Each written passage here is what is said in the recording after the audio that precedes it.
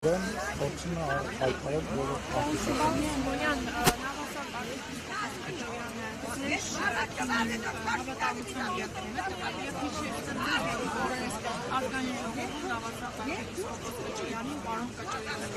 սխալվել եմ, հասկալվել եմ այդ իմ գիտելիքների հետ կապված, որևիցե նպատակ դրա մեջ չի եղել, դա իմ չիմացության պատճառով է, ես կարծում եմ, որ Սրբազանի մասով իր երթումը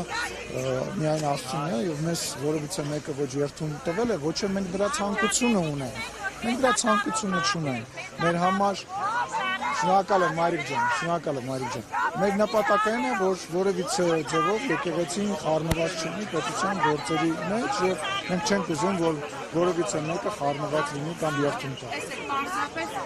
Պարզապես դուք քանի նշեցիք ձեր գիտելիքների պակասի պատճառով որպես եք նշել, Շիրակի թեմի առաջնորդի Շիրակի թեմի հոգևորականներից այլ քահանաներ այստեղ կարողանային վատալակ մատուցել, բայց Միքայել Արկեփյանը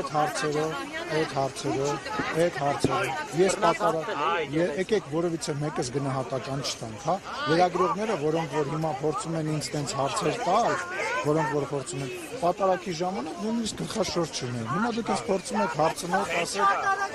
ասում եք, որ ես ինչ-որ գնահատական տամ, ես քաղաքական գործիչ եմ, չեմ պատրաստվում գնահատական ներկայացնել։ Եկեք հերթով, չեմ լսում։ Քահանաները ասում էին, որ եթե այս Շիրակի թեմի քահանա